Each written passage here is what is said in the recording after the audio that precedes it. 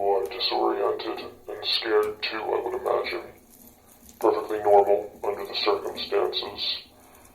For a little while at least, you need to get your shit together and listen to this tape. It is very relevant to your situation.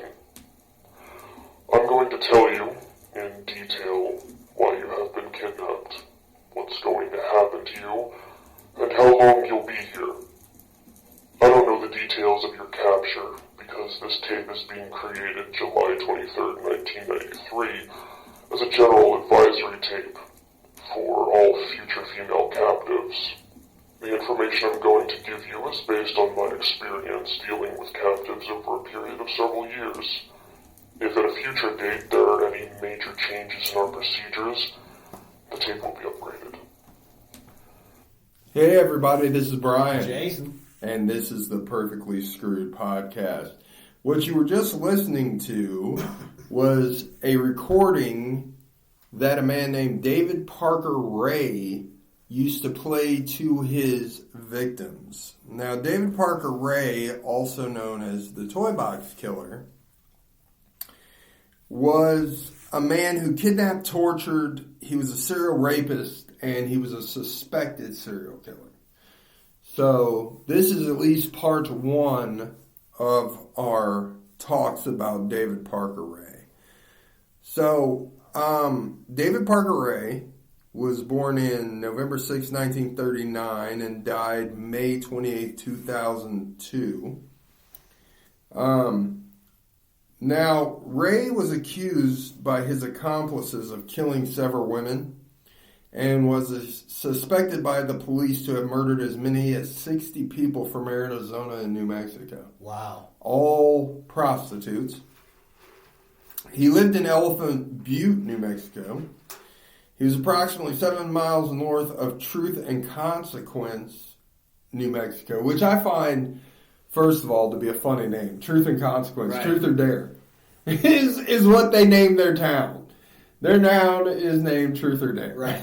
Right. And he lives right there, and he's raping and torturing women. Right. Yeah. He was convicted of kidnapping and torture in 2001, and he received a lengthy sentence, but they could never convict him of murder.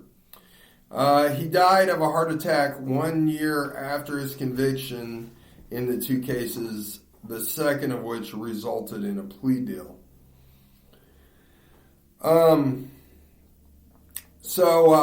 David Parker Ray used soundproofing methods on a semi-trailer that he called, quote-unquote, his toy box. Okay. And equipped it with items for sexual torture. He would kidnap between 5 and 6 women a year.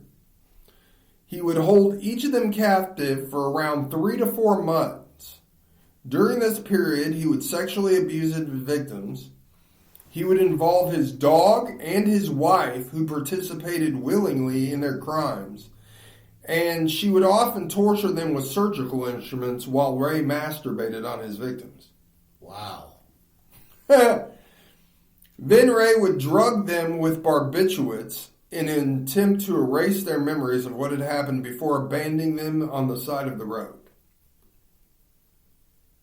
Or they would go missing permanently, which is why they think he killed so many people. Oh, so he did let some of them go? Some of them, yes. Oh, wow. Some of them. He didn't kill them all.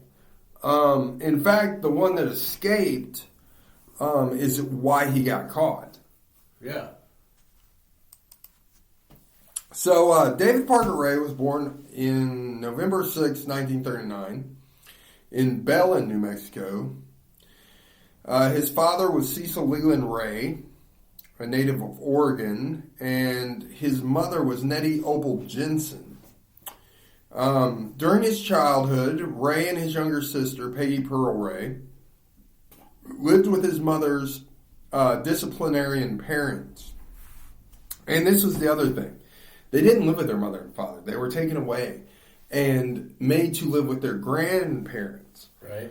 Their grandparents were very physically abusive. They believed in spare the rod, spoil the child kind of shit. So they beat David Parker Ray And, we've talked about many serial killers on this podcast, and of course, it's kind of a recurring fucking thing. Yeah, of course. Yeah, when you beat your children and you masturbate them at young ages and shit like that, they're probably going to turn out to be kind of fucked up in the head. Right. So, his grandparents were severe disciplinarians. Their names were Russell and Dolly Parker. They were poor, and they lived on a small ranch. He was also visited periodically by his violent alcoholic father. And his father started giving him sadomasochistic pornography magazines at the age of 7. So at 7, perfectly good male role model there. Absolutely. He's 7 years old, and his father is like, "Here, son, look how these women are being beaten and chained up. Yeah, you like that, don't you, buddy? Right. Get y'all hard and good Wow. in the gonads, boy." I'm saying, like, what the fuck is wrong with these people, man? Who thinks it's appropriate to give a 7-year-old boy sadomasochistic pornography? Or any pornography, but seriously, now you're giving him pornography with bondage and women being beaten and whipped, and You just don't know. You just don't know what goes through people's minds, man. well, probably the fact that he was a severe alcoholic and violent. Right. Now, when he was in high school, he was bullied by his peers for his shyness around girls, and he started abusing drugs and alcohol. Ray's sexual fantasies of raping, torturing, and even murdering women developed, he told police, during his teenage years. When Ray was 14 years old, he saw his sister found sadomasochistic drawings and pornographic pictures of bondage that Ray had. As a result of this, Ray and his That sister... his dad gave him when he was 7. Yeah. As a result of this, Ray and his sister became very estranged. Like, she was like, "Fuck you, dude. You're crazy as hell. Right. I'm done." Based on statements made by Ray himself, he is believed to have begun assaulting women as an adolescent, he said, at 14 or 15 years old. In an advisory message that was tape recorded on Ray on July 23rd, 1993, which we were just listening to, he claimed, "I've been raping bitches ever since I was old enough to jerk off, and I would tie little girls' hands behind their backs." I mean, it's not funny. It's not funny. But that's funny. I've been raping bitches since I was old enough to jerk off, motherfucker. And tying these little Fuck girls' you, hands bitch. behind their back. Shit. That's, you know what I'm saying? Like, Jesus. Damn it. Why are you so fucking matter of fact about it? I've been raping bitch since I was old enough to jerk off. Well, when did you start jerking off, sir? Well, 12, 13, probably. Right. Yeah. Unbelievable. So he even told his first wife that he had committed his first homicide sometime in 1957. He told her that he had kidnapped a woman, tied her to a tree, and tortured her, raped her, and murdered her. Mm. However... He told his mom that? No, his first wife. Oh. However, authorities were unable to verify this Always something account. you want to hear after the I do's. Yeah. You know what I'm saying? Laying in bed, there's pillow talk. Pillow talk on the honeymoon. Yeah. By the way, just to let you know, Tell me your deepest, darkest secret. I raped this young girl in 1957, tied her to a tree, and Raped her. assaulted her. And, Murdered her. yeah. Just to let you know a little about me and my life. And then what? I mean, does the wife go down and start sucking his... Yeah. Like, I don't know. Yeah, that's great. You know, how do you take that news? Well, thanks, Ray. Thanks for that information. Right. Yeah. How does that work in a normal conversation? I mean, how does that come up? You know what I'm saying? That's not normal marital conversations that you normally have. Hey, yeah, I was just wondering, Ray, you ever murdered and tortured a woman? Probably, yeah. It's probably an argument. Probably. You know, they're fighting. Things are being said that shouldn't be. And, Yeah. bitch, if you don't shut your fucking mouth. I'll kill you like I did that girl on 57. You think I haven't tied up a bitch, raped her repeatedly, and murdered her? Bitch, I've been raping bitches Since I was old enough to jerk off. So you better shut your fucking mouth. And I ain't kidding. That's probably actually how it went down. Well, I don't see any other way it comes about naturally, like you said. Yeah. Yeah. Like you're not just sitting there having dinner. So... Honey, by the way. Yeah. I raped and tortured a girl in 1957. I don't know how relevant it is or if it matters at all, but I feel I should tell you. Yeah. In 1957... I murdered the first girl. I grabbed this bitch and I tied her to a tree and Right. I raped the shit out of her until I was done and then I murdered her. But By the way, this steak and baked potato are just fabulous. Could you pass the piece? I appreciate it. Yeah.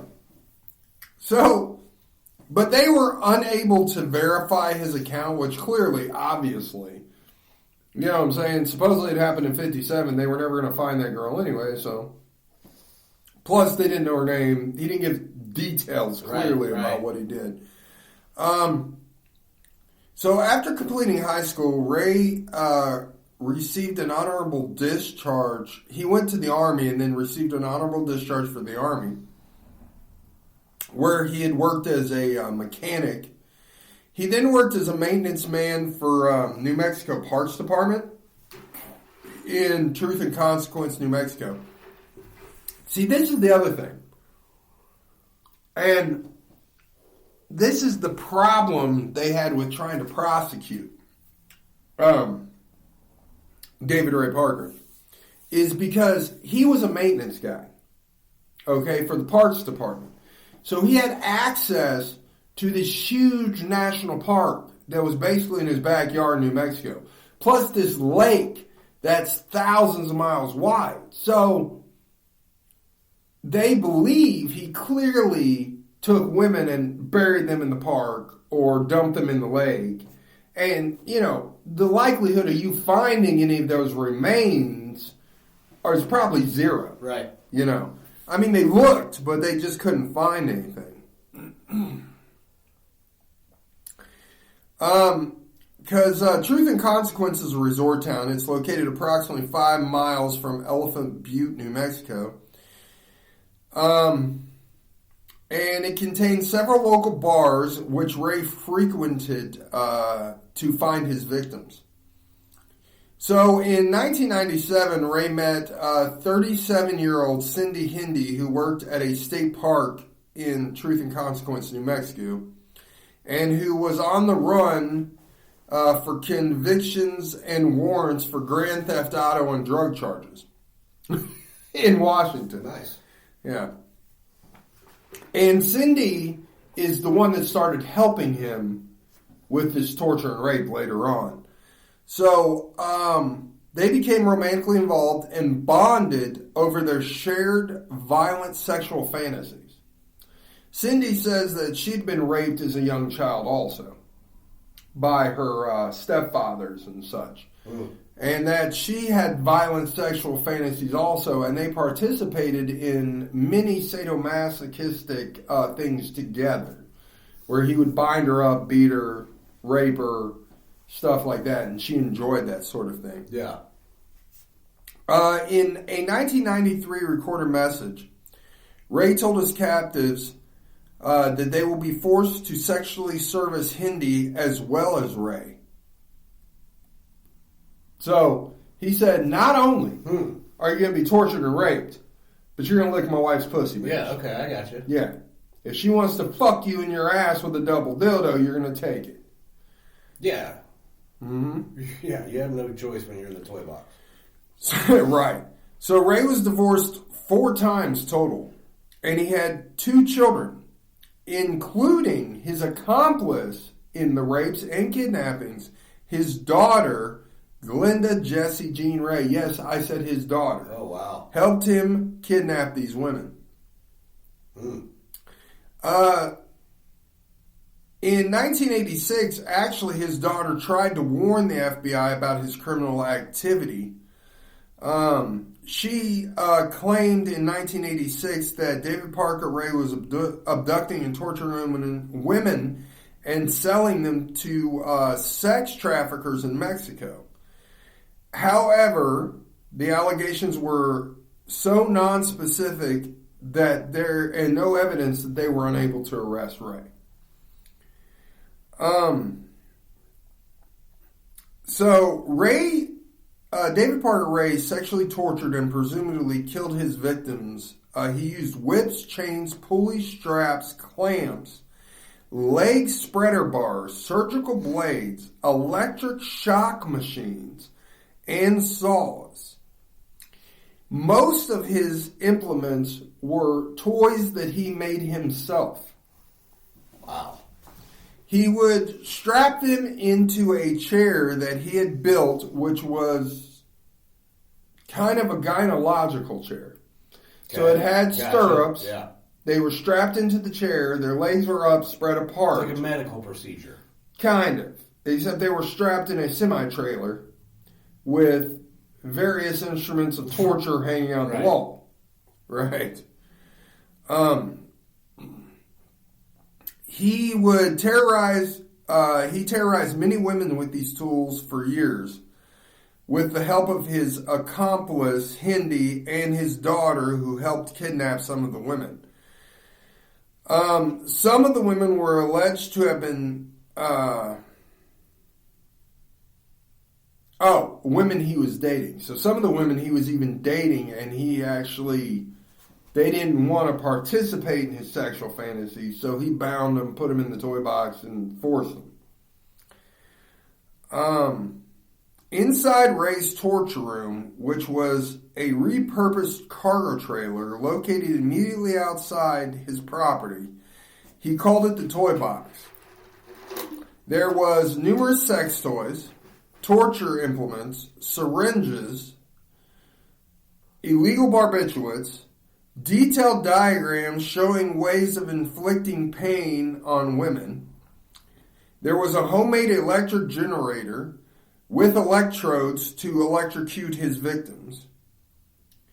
In total, Ray said he believes he had spent over $100,000 on the trailer and fitting it with all manner of sex toys and torture devices that he could think of.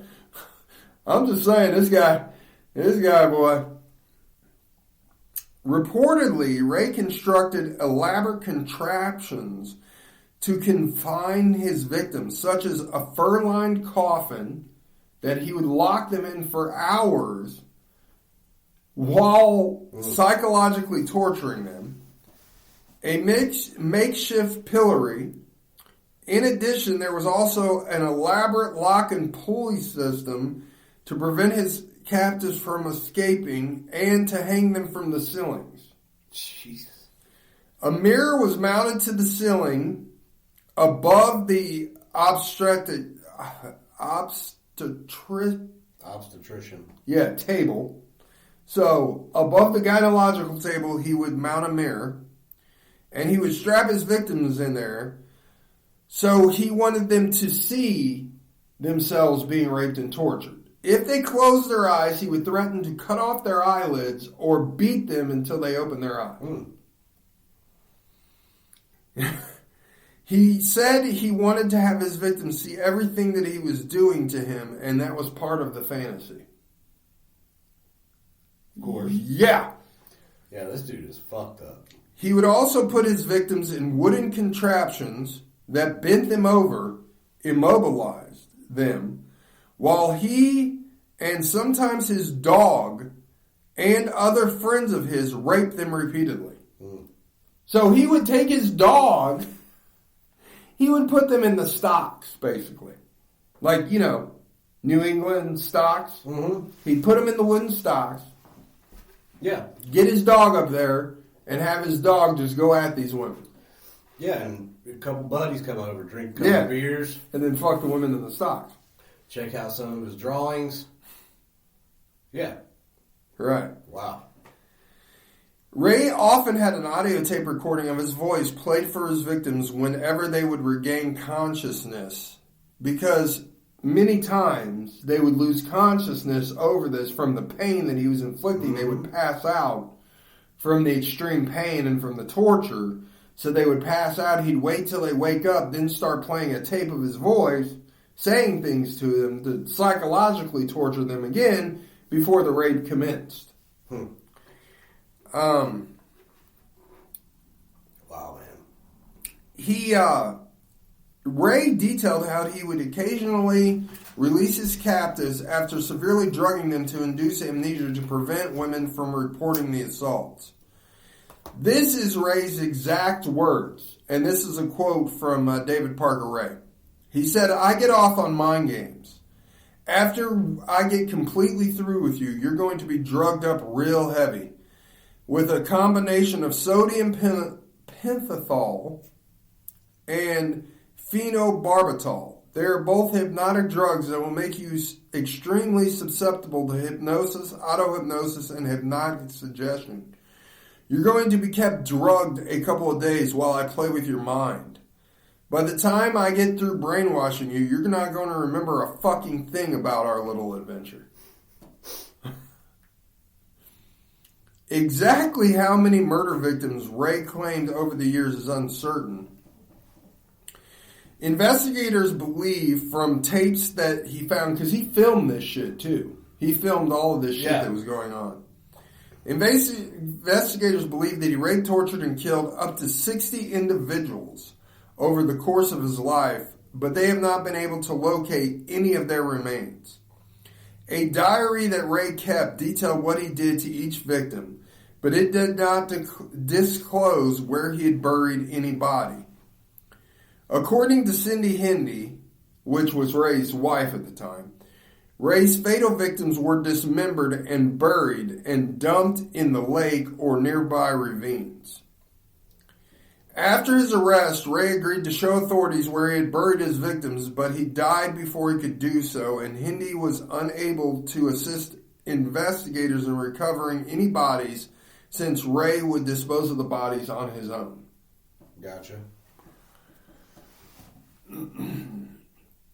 In 2011, the FBI in Albuquerque released hundreds of images of items that were collected during the investigation of Ray.